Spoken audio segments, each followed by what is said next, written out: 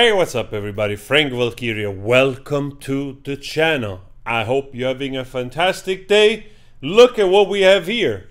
Today Johnny Depp released his first story on TikTok, which went viral, together with a nice statement to his fans, which we already covered.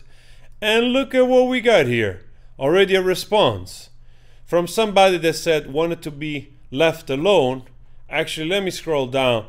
I want to find this for you, because this whole article right here. H also said, I'm not a saint, I'm not trying to present myself as one, as you all know, and explained that it's been agonizing to see online mocking of her testimony. I just want Johnny to leave me alone. She said, adding, I don't deserve this, I want to move on. You know what I find fascinating? That actually is not Johnny writing about you. Pause. Very awkward pause. And here we have the full statement. This statement is in response to Johnny Depp's debut on TikTok and his recent message to his fans. As Johnny Depp says, he's moving forward. Women's rights are moving backwards. The verdict's message to victims of DV is be afraid to stand up and speak out. Spokesperson for Amber Heard. Wow, I mean, where do we start? Where do we start? As you can see, we have several things happening here. People magazine, which also published the very pictures when she filed for the RTO, when TMZ showed up, which Tremaine said in the statement that they were alerted to go there and take a picture of whatever that was there. So People magazine again, back at it again, sort of supplying platform to, if you want to read the whole article is there, and just supplying the platform to distort reality. I just call upon the female audience on my channel, which there are plenty, many.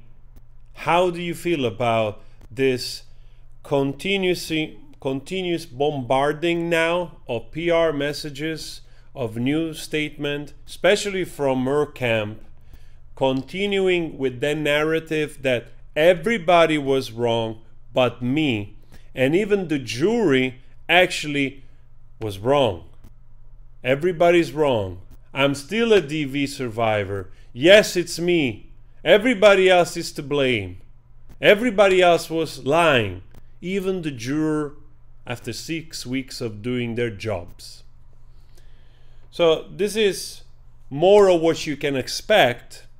And the sad part is that a lot of those platforms, a lot of those mainstream outlets are allowing it, actually are being an enabler to somebody like this, perpetuating the narrative, trying to rally those that are still a little bit confused, those that perhaps did not follow the trial very well, those that can be still swayed by headlines because they see people, they see these other magazine headlines describing things in a vague way, to say the least, and they might fall into the trap of trusting because it's mainstream media. The TV said it, the mainstream media said it. I should believe it, perhaps. So I know there's also a very taking statement or phrases, part of the trial, out of context. It seems also it's become a very big thing from her lawyer also, that for a moment now she's silent, that went around doing interviews, bringing back this UK trial thing.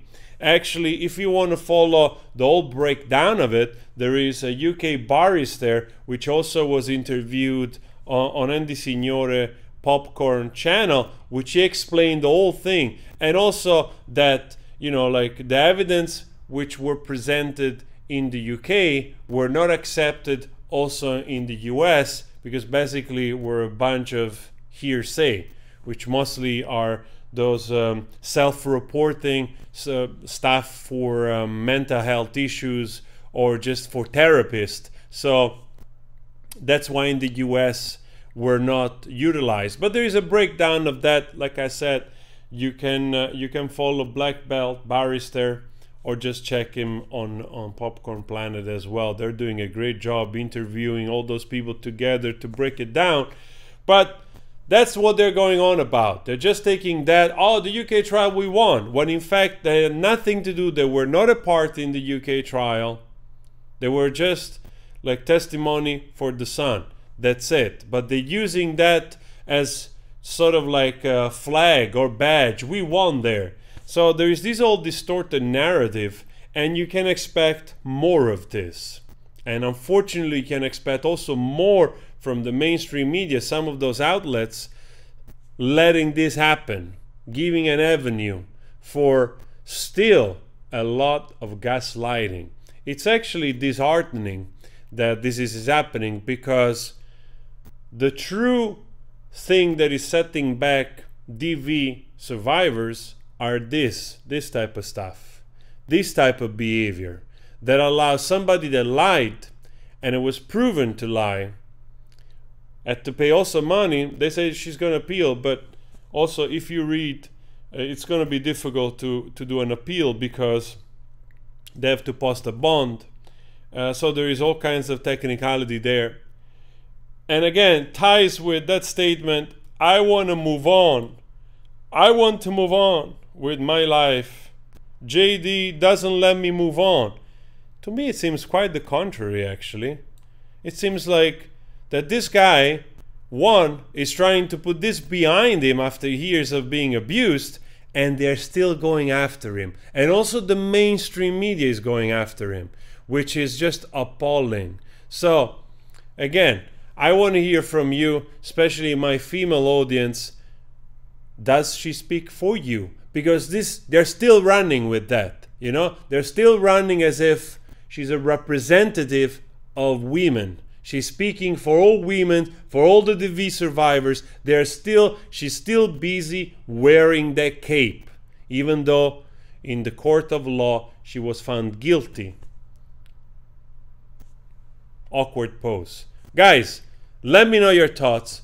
Always spread love. Please subscribe if you're not subscribed, and I'll see you in another video. Take care.